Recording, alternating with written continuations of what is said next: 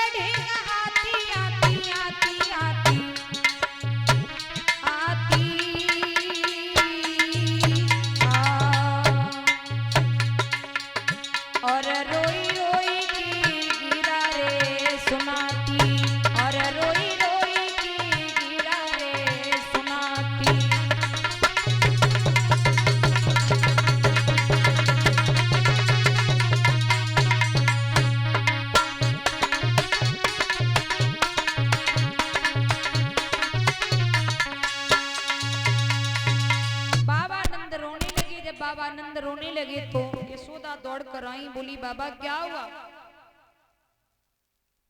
बाबा कहने लगे कुछ न पूछो यशोदा, उस पापी कंस ने हमारे पुत्र को मारने के लिए ये षड्यंत्र रचा है। उसने कहा है कि नील कमल के पुष्प 3 दिन के अंदर आ जाने चाहिए, अगर नहीं आए तो वो हमें यदुवंशियों को कारागृह में डाल देगा। यशोदा मैया ने सुना। यशोदा मैया घुटनों में सर को देकर के फपक फपक के रोने लगी। तब तक कन्हैया गाना हुआ कन्हैया ने मैया को देखा, मैया के पास आए, मैया से बोले मैया बड़ी तेज भूख लगी है, मां को रोटी दे दे। मांग रही माखनी रोटी गोपाल भैया, लेकिन यशोदा बैठी अंगना में रोवे, इनकी असुअन से भीग रही धोती गोपाल भैया। प्यारे, यशोदा मैया रो रही है। जब यशोदा नहीं बोली तो कन्हैया बोली क्या बात है मैया, क्यों नहीं बोल रही है? मैया फिर भी नहीं बोली। भगवान ने अपने हाथों से मैया का सर ऊपर किया है प्यारे, तो क्या देखा है कि यशोदा मैया की रो रो करके आंखें लाल हो चुकी हैं। और मैया की आंखें लाल देखी, भगवान कृष्ण की आंखों में भी लोहू के कतरे आ गए। चीख करके भगवान कन्हैया बोले मैया,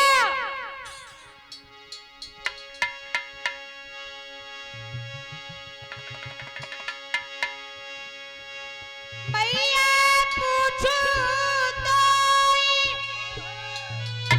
और बताइए बोई कहा दुखवारी, का बुरी बोल गई बाबारी, का दे गई तो गाली।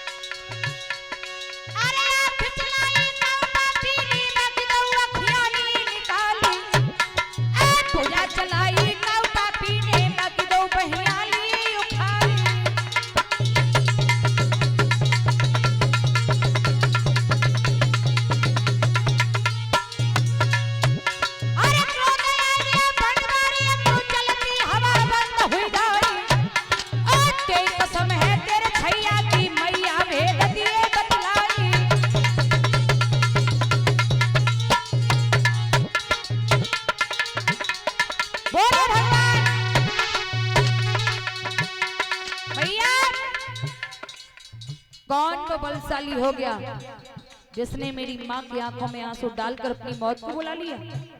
शायद मैया तू जानती नहीं है मुझ में और दाऊ भैया में कितनी ताकत है। सुन,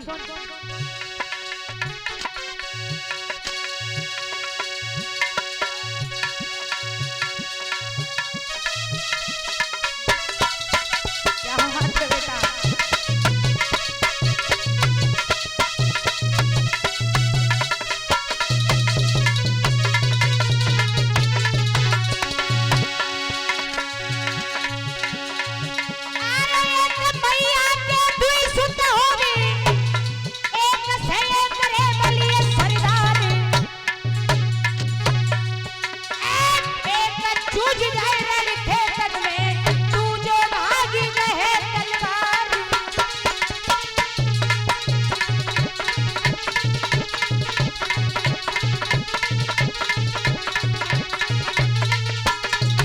भगवान बोले मैया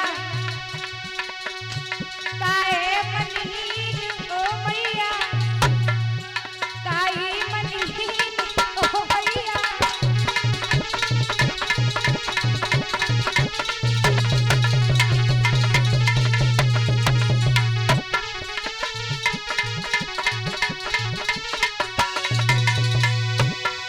अरे बेटा तेरे पूछता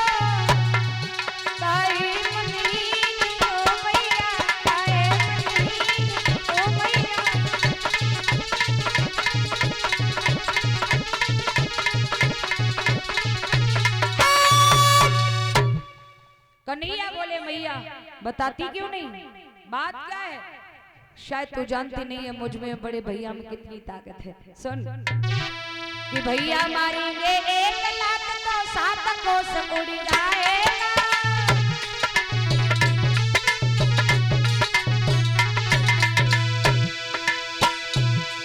भैया मारेंगे 1 लाख तो 7 कोस उड़ जाएगा। और मेरे एक तमाचे में वो नीचे नहीं उठने पाएगा।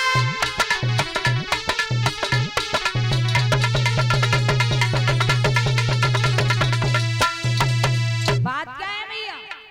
मैया ने लाला को गोद में बिठा लो, जवाब दो बेटा। मैया बोली खाए ले बेटा, अंतिम दिन माखन मिश्री को, आज के बाद मेरे बेटा तो तरसनो पड़ेगो भाजी। महाराज यशोदा मैया ने माखन रोटी दई, भगवान ने माखन रोटी खाई। कुछ देर तक भगवान मैया के सामने रहे। थोड़ी देर बाद